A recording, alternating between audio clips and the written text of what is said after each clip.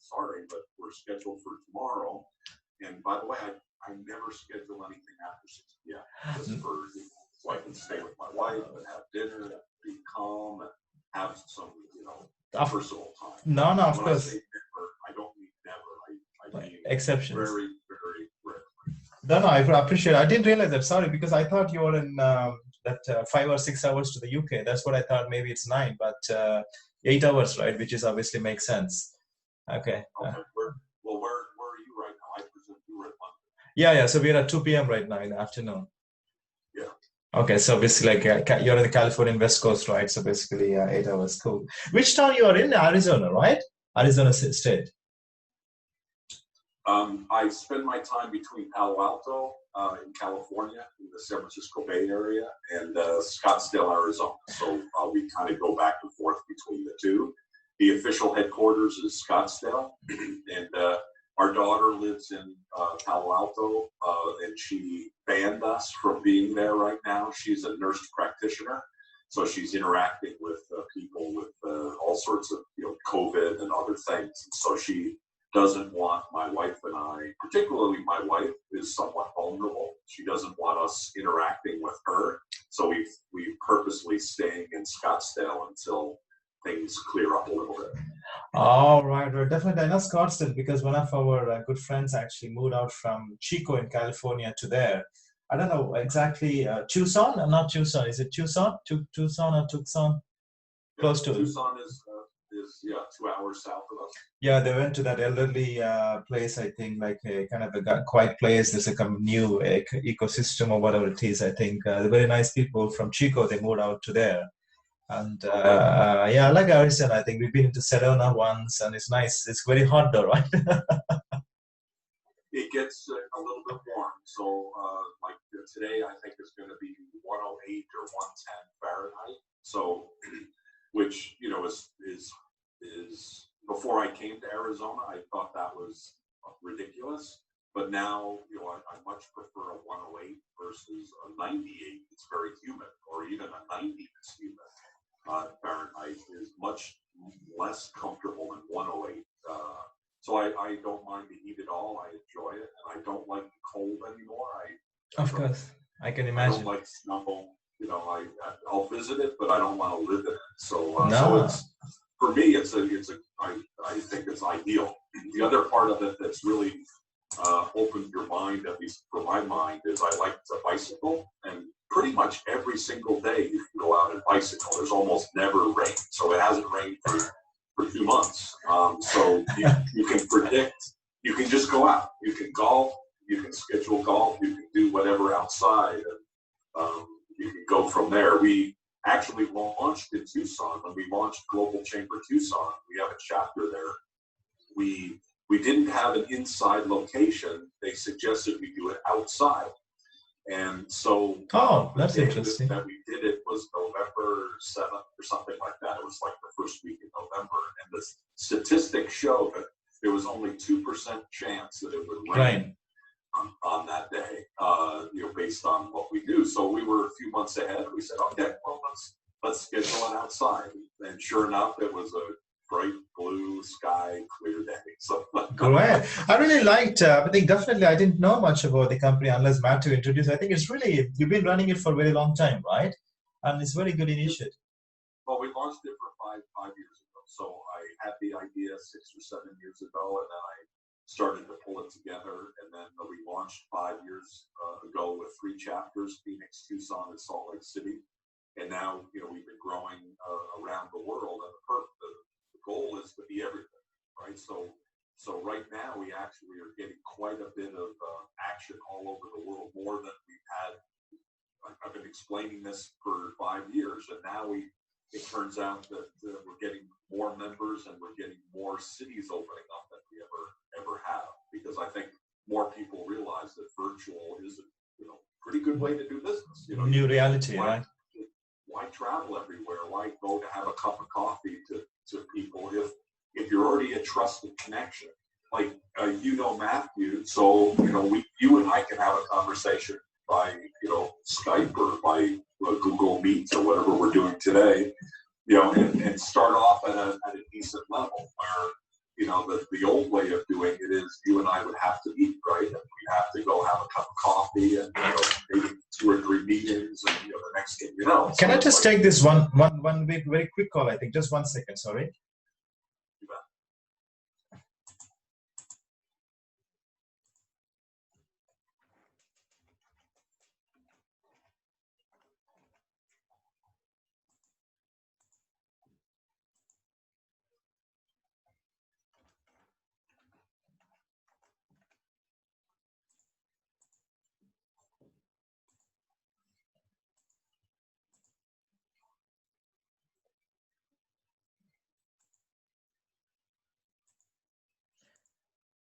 So there is actually a code which we actually normally get from the tax authorities. Every time when we log in, they actually delayed by 15 minutes. Now they're just calling me and for this giving the code.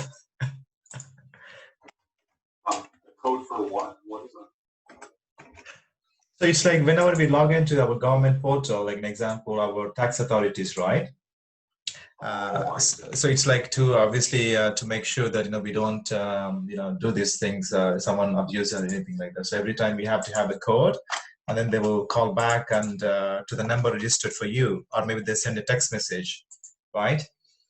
And so sorry, I waited for that 15 minutes. I think they just called me back. I got you. Okay, no worries. Well, I appreciate you taking the time today. It sounds like you're doing some good work, and hopefully there's some things we can do to collaborate and work together. Yes, definitely. I think I like the idea for sure. I think just wanted to understand about for sure. I think obviously it's a global business you have, and in terms of just definitely the reach for the basically that you're arranging a lot of events, and what is that for the consumers like us? An example, is it mainly to showcase their technology, or to the business connections, or? Well, for Global Chamber, the number one priority is helping companies grow their business. So typically our focus is exporters. So people who are growing their business, they need help, and usually we'll be introducing them to new clients, or when they're growing, let's say from Europe into the US, we can surround them with the right banks and the lawyers and other resources they need. So that is our number one priority. So then we surround them with service providers that can help them. So that includes technology providers and other businesses that can help facilitate their success, their productivity, and whatever it takes for them to get to the next level. So for an organization like yours, or like with Matthews, it is exposure to those companies, to the people that are kind of our focal point, the people who are trying to be successful and be more successful. And so the various ways we can do that are through warm introductions. And so there's a technology company in Montreal. They do artificial intelligence, and we have 50 warm introductions lined up for them in the next 3 weeks, because they've given us who they want to know, and they have a particular type of company that's attractive to them. And so we have a database of over 40 million people. And so looking at that database and looking at who we know, we're making introductions that are warm.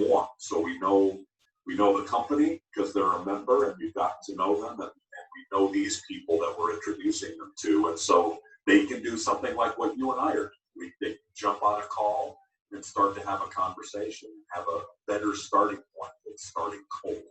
Great. So that's the main thing that we do, is to accelerate that whole process, whether it's an exporter looking for a client for their product or service, or it's a service provider looking for the same thing. Great. I think that's really amazing, because obviously you said you have massive number of, obviously over a period of time. For sure, I think a lot of people, businesses, small or big, and everyone is looking for some kind of service, or maybe some sort of, technology assistance, or maybe something like that, right? I think, would you say that you have more smaller businesses along with individuals, or is it like all businesses in the list?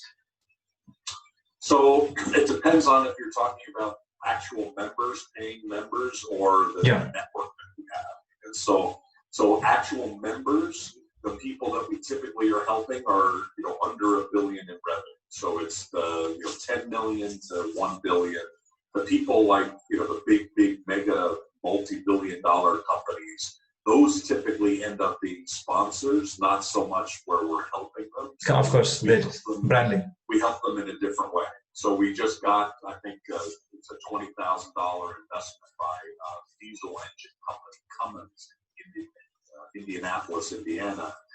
That they do international business. They do it on their own. They don't really need too much help. They probably could use some help, but nonetheless, they do almost everything internal. And then they give us money to help support the cause and help their supplier base, help the community be more successful. So our database though does include big companies. So we have. I came from a big company. I worked for the DuPont company, DuPont, chemical company, and et cetera. And I've worked with the Toyotas and General Motors and Siemens and those types, SAP. Oh, SAP. Oh, that's great. I worked in SAP too for most of my career before AI. Yeah. Sure. Okay. So I led the business side of it for the first implementation at DuPont. So they tried to implement it twice at DuPont. ERP. Mm-hmm. So the third time, the president of our group it was about $1 billion company, the plastics and rubber part of it. The CEO is a Dutch guy, and he said, look, we're going to do this, but the only way we're going to do it is if we have somebody who understands the business and can lead all the businesses to be aligned.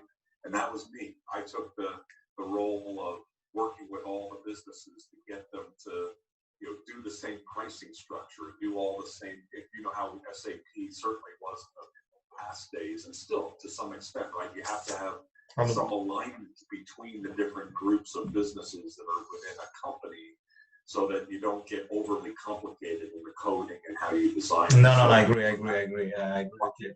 My role was to get them to agree that, hey, there's a bigger cause here. We want to implement this thing. And so you have to give up your special pricing that you do so that we can have an aligned pricing structure. No, I totally agree. I totally agree with you. I think I really like your passion because obviously you have a very big initiative here to actually help businesses, which is really a good cause. And of course, you need to make it profitable for you because it's not an organization like that, but it's really good. And obviously you're connecting the businesses and also people. And what about this event? You have a lot of events going through it. What about that? What is that? Is just awareness or? Yeah, I'd say that I didn't really talk about that because certainly some of the exposure that we do is through events that are kind of one-off events, like a topic. Like yesterday, we did one on hiring. And actually a member of ours in London, that's a talent company, recruiting company, they talked about how do you hire new employees in these days, given the way things are. Good topic, yeah. So we do those things pretty regularly. The one that you were in, right? We kind of just do it as a one-off. And the other thing that we do is we do what we call a roadmap series. So I'm actually working with Matthew and some other people, like we have also an artificial intelligence fintech company in Singapore that's a member. Actually, it's an old friend of mine, and we're doing a series of 4 events, one after another, every week almost, about different topics of artificial intelligence to provide, hopefully information that our members can use to take the next step. Usually the next step is some sort of a conversation with them. And then, an implementation. And it could be with somebody, whoever it is, at least they become more aware of how these technologies are evolving and how they might apply to their business. So we're really, again, focused in on how do we help these companies be successful. And the members, the service provider members have a variety of things that are helpful for that. So we try to get that in front of them in different ways. No, I like that because I think thanks again for the opportunity with Matthew because I hope that was really useful as well to understand about this smart city and obviously the AI initiative. I think obviously I feed my hypothesis and also the presentation to Matthew, right?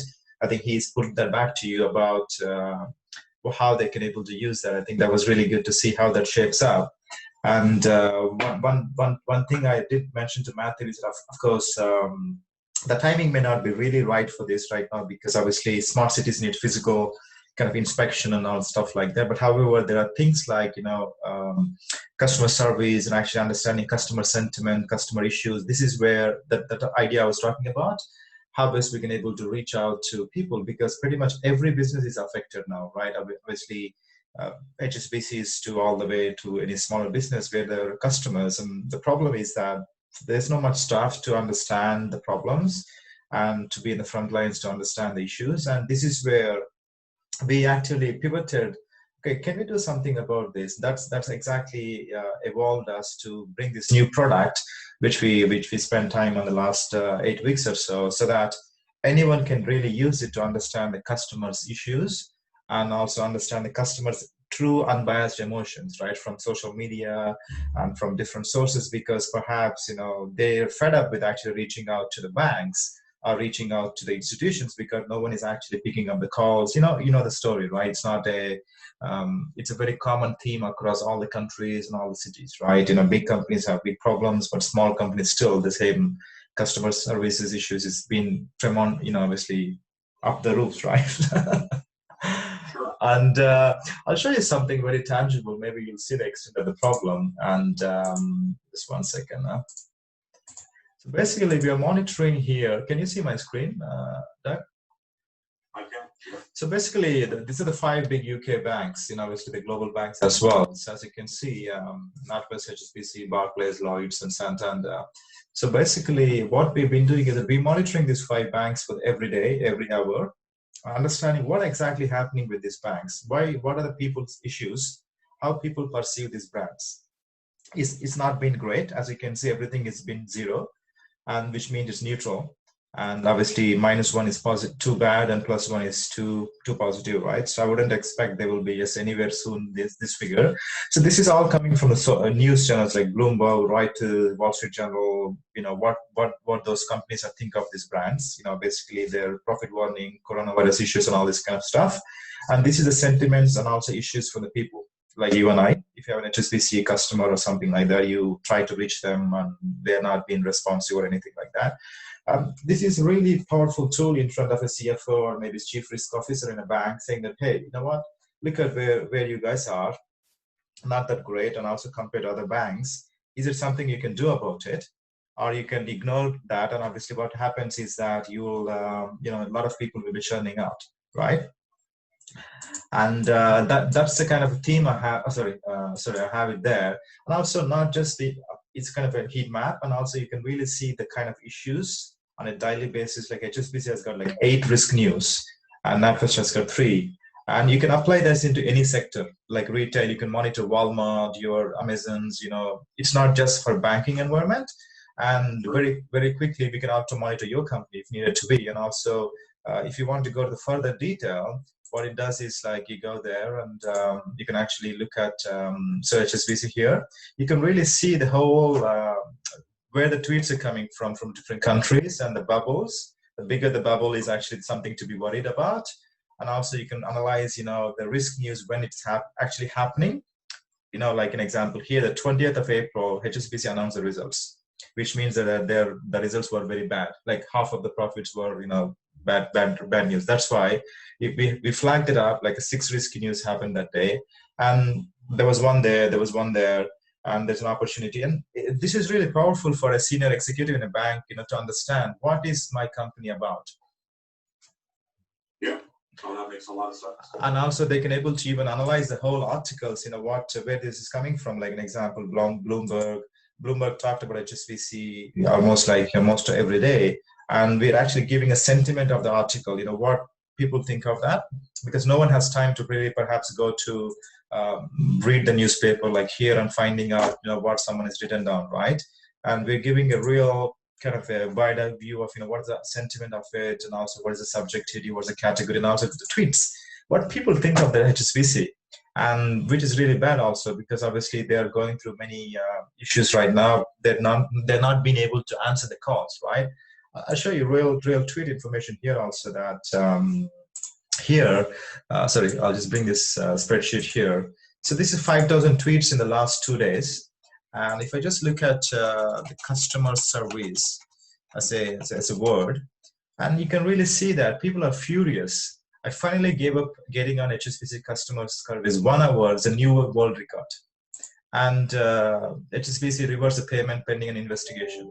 And these are the real problems for HSBC to, if they cannot deal this properly, people will leave.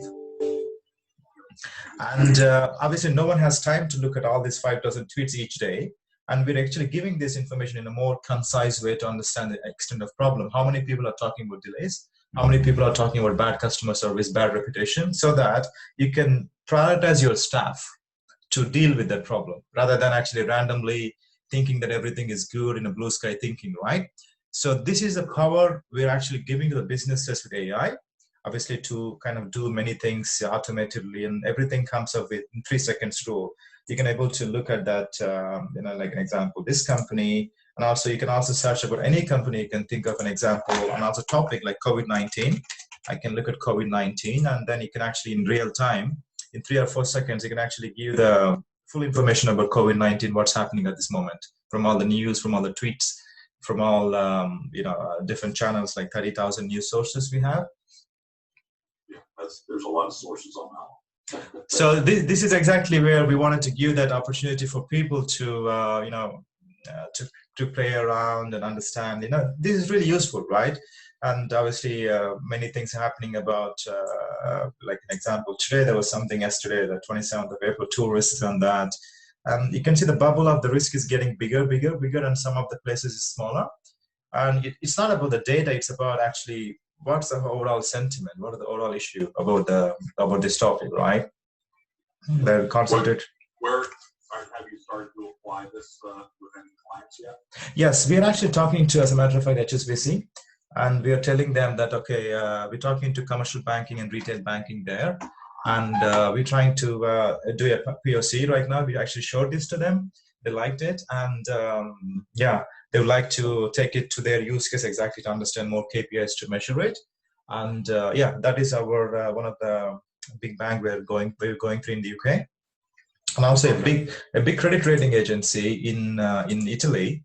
They actually integrated our platform to their credit rating platform.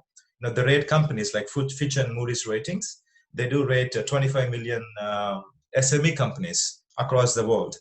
And so they can actually give a full rating for any company about what is a credit rating is like, what is a default of this company being bad, many financial things. They've integrated our platform, our product to their platform. This is our module in there. This is Italy. I'm looking at Ferrari because obviously it's an Italian company, and basically this has been also implemented in there. I see. Okay. Very good. Is this how does this solution compare to all the other things that you're offering as a company? Is this your highest priority? Yes, actually, we think it's very important in the current time because obviously the risk is kind of, as you can see, is the biggest problem for everyone right now. And we would like to give that the risk opportunity for people. And as you can see here, we have the bubbles of how many risk news are actually there for this company, how many opportunities, how many organizational things. You can analyze it different ways about different things. And this is where they've implemented our technology, and they can really see the sentiment of Ferrari for the last 8 days, how it's been improving and declining. And it's really powerful for businesses to monitor the information, the speed of maybe in few seconds, right? That is, I mean, to answer your question, yes, this is our core product right now. And we would like to, the offering is this 2 ways. One is as a standalone product, like the one I showed you there. And also technology companies can integrate this product to their portfolio so that they can able to make it maybe even more holistic or maybe robust. I see. Okay.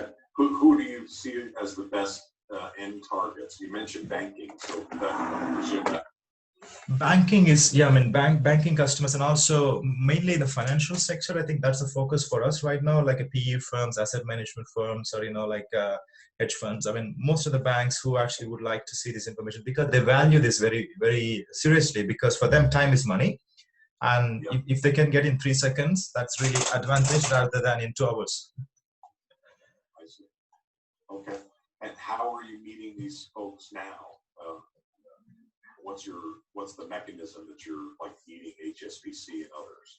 So I mean, typically, like we know a few people. Obviously, our team has most of them. Our team are bankers. They have some obviously subject matter expertise and connections, and that's a kind of a direct sell approach. Obviously, the cycle of execution would be longer with a bigger institution, right? Yeah. Are you targeting banks around the world, or are you Yes. starting in UK? Or We are mainly based out of UK and London, and also we have few people in the US in the East Coast, like New York area. And slowly we would like to expand it to, of course, in the US region, and also Matthew in the Switzerland. They would like to also take it to the European market, like Northern Germany and Switzerland market. So this is where our partners there as well. And definitely the answer is yeah. I got it. Okay. And so banking and basically the financial sector, that's the number one priority. Yes. And also what I say is that it could be also useful for any business really to understand who is a social presence, right? And who wanted to understand the social, social dialogue, what's happened there. We have a smaller subset of this product, which is obviously not at too much high pricing. We can also cater for a small one, small enterprises as well, like small businesses to understand, what they think of the brand reputation. At the end of the day, to make it very simple, whoever wanted to understand their brand position, what people perceive them, whether it's from media, whether it's from customers, that is the angle we're helping. Smaller, big company, the same. Okay. I remember seeing this type of thing, not so much in banking, but more like the retailers, right? Or car companies, or the kind of the multinationals being able to monitor what's going on out in the social sphere.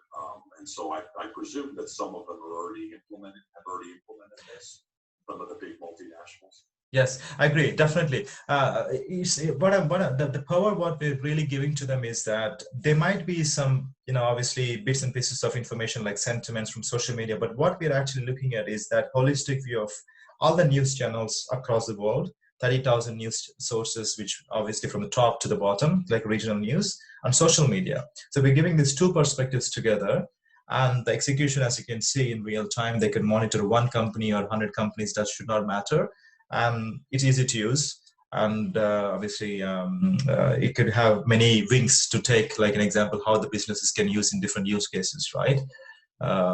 So that's how I would like to see the product to be used in, obviously, like a Lego. So you just build your blocks, however you want to see that, and we have the core engine, basically highlighting the risks and sentiments. Okay, how easy is it for somebody like an HSBC to set it up? What's involved with, they have the tool and then they want to look at certain things. How long does it take to get it set up? So it's a typical SaaS model. So basically the SaaS is like, software as a service, and we give the AI model for them so they can integrate it very easily to any front end. So obviously I would say within typical professional services, like up to 5 days. Depends on the time and everything. So I think it's ready to use. And of course, if they want to have a flashy dashboard, like a fantastic UI, that's up to them. And we don't help them to actually. We can help them to do that, but actually that is not our core proposition, right? Because it may take a year for them to create a great dashboard. Okay, I got you. If they wanted to, while they're monitoring themselves, start to look at other, like their competitors, is that relatively easy to kind of switch on, or is that another configuration? No, it's very switch on. The model already is available. All they need to do is like just pull the code. Matter of maybe if the right technical guy is there, maybe matter of few hours. But obviously the banks will take a lot of time to get there, right? So I think that's there. And yeah. Okay. Typically what happens is like we start an engagement with a POC, kind of understanding a proof of value to give this product to them to see a particular use case, which will happen like 2-3 weeks, and there will be fixed cost for them to see the value. And of course, then we'll be licensing costs based on, the budgeting and also their appetite for how many users, whether it's 50 users, 100 users and stuff like that. Yeah. I see. So it's a license type of arrangement. Yeah. POC followed by a license, because so that we wanted them to see the value first, and then will be a licensing annually. Okay, and you guys help implement it when it's needed? Yes, and we'll be obviously once we do the implementation, it could be a project also. Obviously, we can be the account managers, and of course, we don't want to do that so often because it will be kind of going to services mode, and yeah, unless there is money in there much, yeah. I see. Okay, um, that makes sense. When you gave your presentation with the Global Chamber, it was around cities. And so I'm wondering, on the city side, there's got to be some sort of a demand for this as well. Yeah, sure. I think on that topic was really about the smart city, right? Which is about object detection and obviously things like that. And for sure, that is our core. There's another product what we have on the kind of real time object detection, like whether it's you, whether it's me, or whether it's a cat or a dog. That's really useful for identifying fraud or threat behaviors in the smart city initiatives. But of course, those will be like projects by itself, right? Because each jurisdiction will have a different requirement, perhaps to understand what is that they wanted to measure, whether it's traffic control, whether it's actually the threat, or maybe fraud, different things like that, like environmental, and as we talked about the use cases, and yeah. Okay, I got you. Okay, that makes sense. Well, cool. Well, that sounds really good. Really fun technology. Where is your team located? Are they all there in London? Yes, our team is mainly in London based, and we have few people out of US, and we have one person from Israel right now, and I would say one or two people out of India. So now in this virtual world, I would say main headquarters is London for now, and I have intentions to move to the US very soon. I think in either next year. I think we'll set up an office in the West Coast. I think this year, and then that's where I think we can reach out to the local population and stuff there. Okay, great. When you say West Coast, San Francisco or LA? Mainly San Francisco, because of obviously the technology what we are in, right? AI. So obviously that's where we see a lot of buzz, and but we want to really get to connection with the right connections, like people, not just investors, but people who can actually see the value of it and also make it to the next level, right? Basically. Yeah. So yeah, no question. There's a few AI companies in the Bay Many Area. AI companies like popping like mushrooms, I think, right? Exactly. And I think that's where we are right now. And of course, I really value what you're saying. I'm sure I would like to take the opportunity. And however, for us, when you ask me, how I would like to take this, for sure, as a vehicle, Global Chamber, to obviously, my vision is actually to educate people about AI, to actually tell what different areas it can help. We had a smart city initiative. That's a different use case, and this is a different use case. And there could be something else about the voice recognition and stuff like that, because AI is an enabler. It's not the end game, right? AI is an enabler to actually make things happen quickly, and it will only augment the human intelligence. It's not replacing, right? Basically, people will have different ideologies for that. Our vision is to mainly do that technology to help humans, to make the job better, to serve people better, things like that.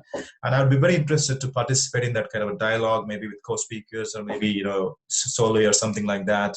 And we've been doing that in London in different shows, and of course that will be good interest as well.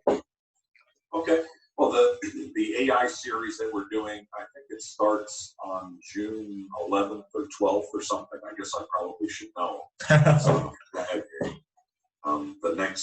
So the series with this fellow who has a fintech AI company in Singapore, I think it starts on the 12th. So we're finalizing all of the details today and getting everybody. But he's very open to having other people be speakers. In fact, he's already said, let's set up people from Global Chamber to be, besides him and I, other people to talk about certain specific areas of how AI is being implemented. So that could be an opportunity for you as well. Great, fantastic. I really love. What is the company called? Yeah, it's called MyFinB. My MyFIN and B, as in the letter B. So MyFinB, I think it's myfinb.com. It's Nasri Mood is an old friend of mine, probably 10 years, and he was trying to enter the U.S. about maybe 7 years ago, and he showed me what his technology was for some sort of a fintech product, mainly to banks to help with evaluating small and medium-sized business capabilities. There it is. I think I haven't seen the logo yet, but so I told him, I looked at his product and I shared it with a few people, and I basically said, "This is not ready. You need to go. Here are the things you need to change." And so he went back and he came up with a much better product. Hey, there's mobile chamber product. So he came up with MyFinB, and he's primarily right now in Muslim countries. So he's, like Malaysia, Singapore, parts of Africa. He's coming into Europe. He has a little bit of a London presence, and we're working with him on the U.S. presence, and actually also in the Bay Area for a lot of the same reasons you talked about.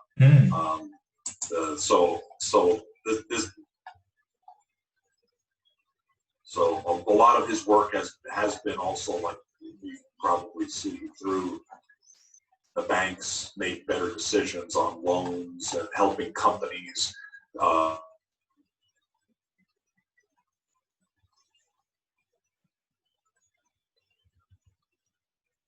Yeah. Matthew, yeah. So Doug, can you hear me? I can. Sorry, it just went off. Maybe my net connectivity. I think it just kind of. Hello.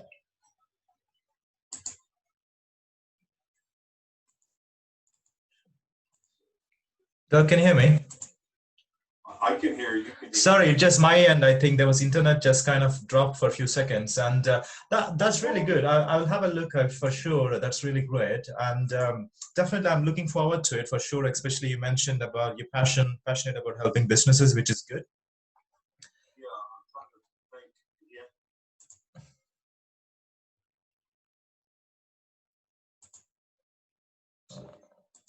Where are my albums here? So she sent me pictures of the first 4 sessions, and that's. Are you sharing something? Business, the third. Oh, you can't hear me? No, I think, sorry, just yeah, I can hear you now. It's okay. Oh, okay. But I was maybe, let's see if I try it again. Can you still hear me? Yeah, I can still hear you. Yes, no problem. Okay. So there were 4 programs that were.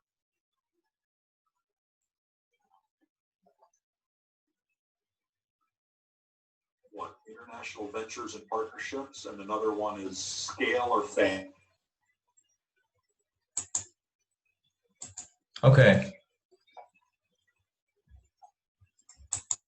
The 6 weeks, once a week, and so we're looking for people to be part of that program as well, and so there may be a way to, like I said, there as well. So I would say, think about. Sorry, I think it's in and out. I think. Sorry, just I don't know. I didn't. So we're happy to help. Sure, definitely. I think how do we take it forward? So I think you mentioned to me that there's an entrepreneur membership, right, for this, yes? Exactly. Entrepreneur membership, and so obviously that sounds interesting. And so basically there will be 2 main objectives for me. Is like any business, I will definitely would like to spread the message about what we're doing, and that will be part of some events or maybe kind of joint shows, and also an opportunity to have some kind of obviously introductions to the businesses, so that at least our technology can help some of the businesses, small or big, and we never know, right? So I think that this is the kind of 2 dots which I have. Okay, that sounds good. Yeah, you're breaking in and out, but I think I heard enough of that to get the gist of it. Sorry, just my network. I think I don't know. Maybe just the timing and the internet is kind of playing around. Yeah, could be. Cool. So in terms of the sign up or something, there's a price factor for that. How do we do that? Is it like one-off price for a year or? It's once a year, yeah. So it's, you just go in and sign up and you're a member for a year, and the events themselves are free, so there's really usually no additional cost associated with membership unless you want to do something extra special. Normally we everything is included with that. So it's it's pretty low price, for what the value is for folks. And very typically we get comments from people that it's the best value they've ever had, in terms of the reach that they're able to get. So we make sure that people are happy. Perfect. I got it. So now, so you'll be in a position to also to help us, like an example, which you've been doing already, that to businesses and obviously help in different initiatives, perhaps, something like that. That's great. Yeah, absolutely. With you, it's easy because if you're right in the middle of an area that's going to be of high value to people, it's a new area. Most people haven't implemented it yet, so we'd love to be able to expose it more. And then the introduction.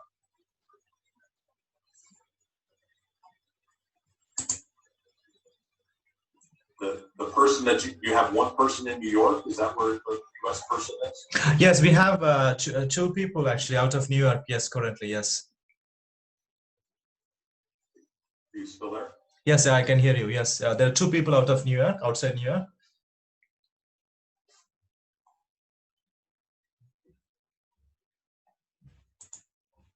Okay. So we have a New York chapter, and the woman who runs it has a financial industry background. She's very well connected in finance, in the financial industry, and so that could be a good fit as well. Great. And one last thing I want to leave out to is that I'm also interested for very good people to associate in our business. That could be in kind of an advisory capacity, or maybe it could be something else, because everyone has a flavor to add some to engage with startups in a different capacity, right? Whether they have done a startup before, whether they have seen some mistakes in a startups, and I'm open for it. And that is something, maybe, of course, from your network or maybe from the members, if I find the right person, I'm open to Okay. take that.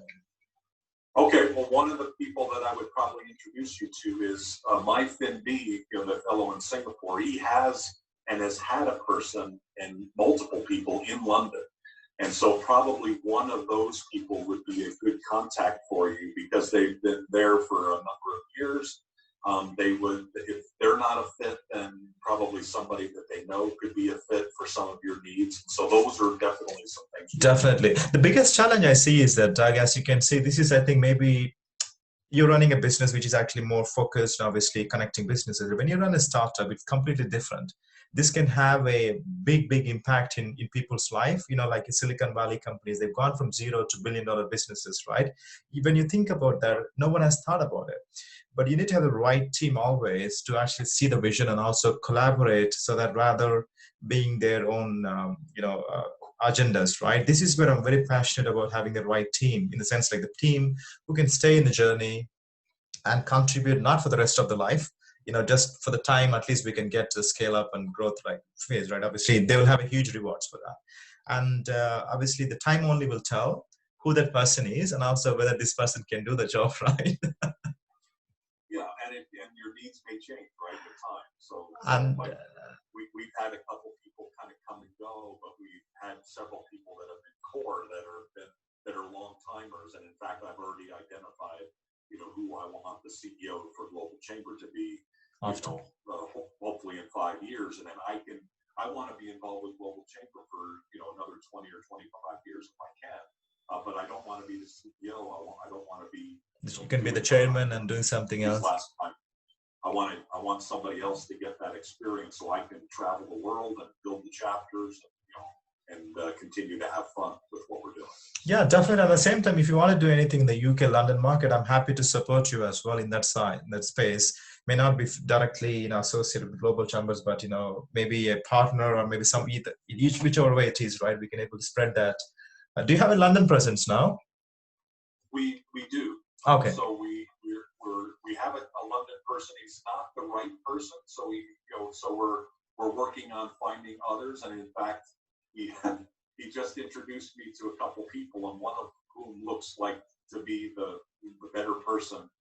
He's been very kind about that, and through that whole process, we do have actually quite a number of really good members in London, really high quality people, different companies like law firms and foreign exchange companies, and some really high level consultants like Vistra Group or Reese Marks, who spoke yesterday.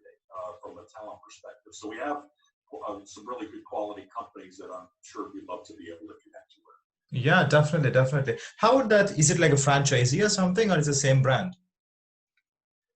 It's a independent consultant. So we typically find somebody who has a consulting business and they're involved with either a business or marketing consulting. They are located locally, they're well connected, and they want to stay local and they want to help their local area be more successful. And they see Global Chamber as a way of building their business on the side, and it gives them another more expansive idea to speak with the community about. Global Chamber is typically quite of interest to people who are doing international business, and so that's a bigger topic than most consulting businesses are. And so it's where it works out well when we find the right person.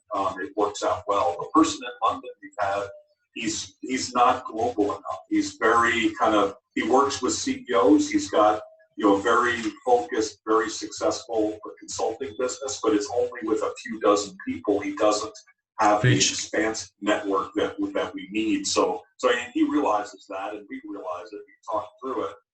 Really talented guy. He wants to continue with Global Chamber, but we're looking for somebody with a more expansive network. Okay, I understand. So that they will take the brand, and of course they will have the local events and stuff like that, and of course in the same umbrella of Global Chamber. And they'll have to, so obviously they'll be the representative party, but what is it for them? So would they get something kickback or?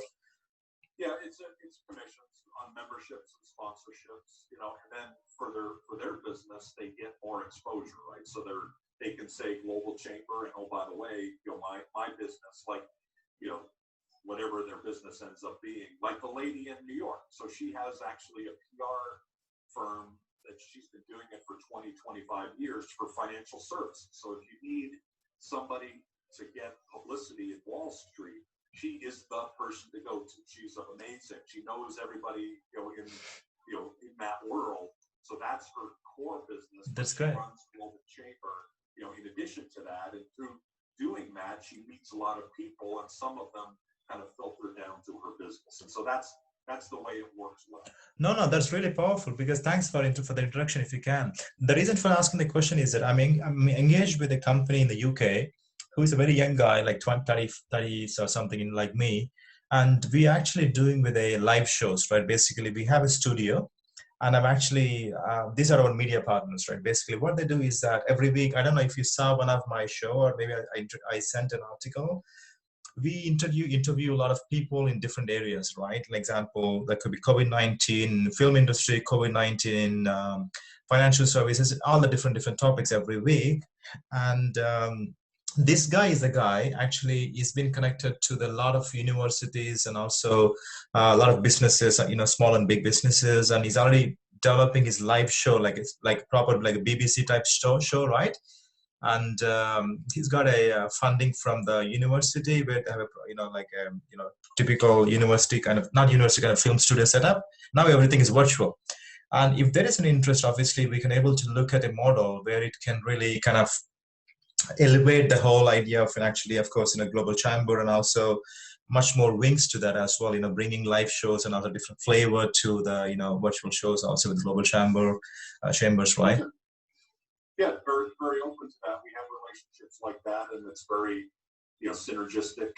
So yeah, very open to that as well. So this guy is based out of London. Yeah. Okay, that sounds good.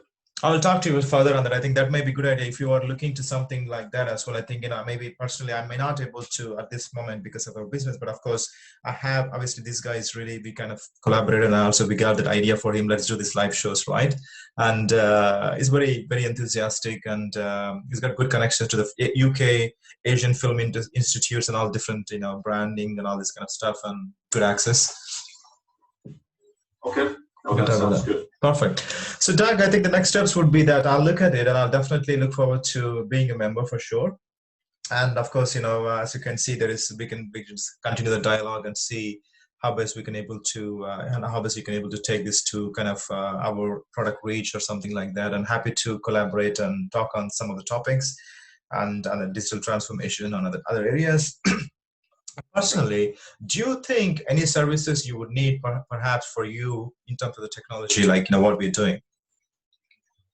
Not now, I but think I think eventually, right now, probably not, because we're just kind of a little bit overwhelmed with the influx of people, and it's I'd say probably in another 2 or 3 months it'd be a good conversation to have as a follow up, because we need to do a better job on that side of things. I think there's opportunity there. Mhm.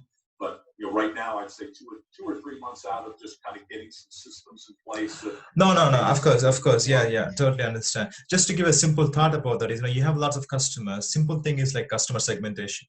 So, which is effectively have a lot of different customer interests.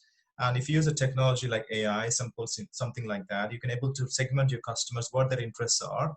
And rather than going to this manual spreadsheets or maybe there's some technology, you can actually have a dynamic clustering. So you can actually apply, like an Amazon's model, right? Basically, you know what customers' interests are, and actually you can actually pick up them on a real time basis. And then probably you can have this kind of classification, right? Basically, the next level recommendation, kind of a simple use case. Yep, no question. That's where we want to be. The way we handle memberships, we do have almost everything in Google spreadsheets, and we realize the limitation of that. Yeah, I know. Because some stage, you need to get everything right. So for now, I really enjoy the conversation, and I really like you, Doug, and also your passion. And definitely, I would like to contribute for sure in the space of the technology, in AI, or maybe the innovative technology, like it be smart cities, could be simple like this. Doesn't need to be like the next groundbreaking rule, right? That what is the problem you're solving? That is what is important. Rather than worrying about the 10 years problem, that could be going to Mars, right? That is different. No question. I appreciate you taking the time today. It was great to learn more.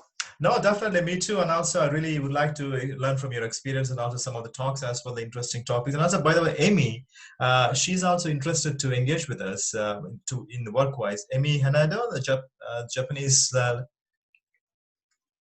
She said that she had worked with Global Chamber before, I think in different capacity, and she expressed interest to work with us as an associate consultant. I said, why not? She has got a good experience in digital tech and connections. I said, yes, let's do that. Okay. Yeah. Yeah. Very good. Yeah. So we'll take for now, and thank you for making early time this morning, and enjoy your rest of the day. And when I come to Arizona sometime, definitely I'll make my time to see the offices and also meet you. Yeah, and then most of the time, probably by the time you come, I'll mostly be in the Bay Area. So if you end up relocating or having an office in the Bay Area, that'll be a good synergy. Can I ask you something very quickly? I need a lawyer basically to help me to set up an office in the US. Of course, I've seen a lot of online like channels where people can set up in Delaware or maybe Nevada being most common places, right? A company. And nowadays, I think with this virtual, obviously, thing, you don't need a physical office. There's a WeWorks. Obviously, there are things like offices actually works. And also now I think with this COVID-19, you really don't need an office, right? So you can just work from really anywhere, right? Yeah, and you can be incorporated anywhere and have an office anywhere, right? So you can be incorporated in Delaware or Nevada or Arizona, any of those states that have a lower tax rate, and then have an office, somewhere else. So yeah, if you're interested in a lawyer, I'm happy to get you somebody who's reasonable and might even do, have an initial conversation for no cost. No, that would be great because I need some kind of local authority of employment rules and all this kind of stuff. My sister lives in Cleveland, and but I never lived in the US for a long time, so it's good to have. So if you have any introduction on that side, I'll just have an initial chat to see what's the cost like, and because for us, it's important for us now. This is important. Like in the next 2 months, I will have to start something so that I'll have to have two PhDs in AI who actually wanted to join me, but I cannot employ them from the UK. And I think it's easier for me to employ them from the US. Okay, I got you. It's So what I might do then is make a couple introductions and just give you some framework ahead of it. One is our lawyer, who is really great at what you're talking about. Like, hey, I just need to set up a company. What's the best way to do it? So he's really like great at that. Another person I think you probably should know is the law firm Squire Patton Boggs. I don't know if you've heard of them before. No. So they're in London, they're in Cleveland, they're in San Francisco. So that's why, and New York. They're actually in all four of those. The big firm, okay. They're a member of ours for a long time. They're going to be a little pricier, but the fact that they're in all of those areas would probably be a global good firm to know about, especially when you're rich and famous and you've got like gobs of money and you can spend money on lawyers. You know, they'll be a great firm. But in the meantime, the other fellow, you might just want to have kind of the free chat, and then maybe he'll be a lot more reasonable in terms of setting you up. So if you're okay with it, I'll introduce you. Yeah, please, definitely. I would like to have an initial chat to see these guys, to see what they are up to, and at least an initial 15-20 minutes chat. And then probably I'll just weigh my options about the cost and stuff, and then basically I'll make my decision. And also, it's very important for me to start in the next 4 weeks or so, right? This is if you can, that'll be great. Okay. Perfect. The guy at Squire Patton Boggs in the Bay Area, he's in Palo Alto. So we've done events at their office. He's very much involved with the entrepreneurial community there in Silicon Valley. So I think you'll get some other positives from him as well. Yeah. That would be really valuable. Of course, if he sees value in our company, definitely we can also engage with him in a different capacity. Obviously, advisory or whatever it is, we can talk about. That's really great. Please let me know. Okay. Perfect, Doug. So that's enough. I think that's today. It's a great day. Thank you for opening up all these things, and I'm really happy. And I'll get back to the work, and I'll sign up in a way. And it's online, right? Basically, you can sign up like an online option. Yep, very simple. All right, cool. That's straightforward. Go online and then submit it, and that should be it. That's it. All right, perfect. Very good. Hey, thanks. Have a great weekend. And you too. Thanks, Doug. Have a good day. Bye-bye.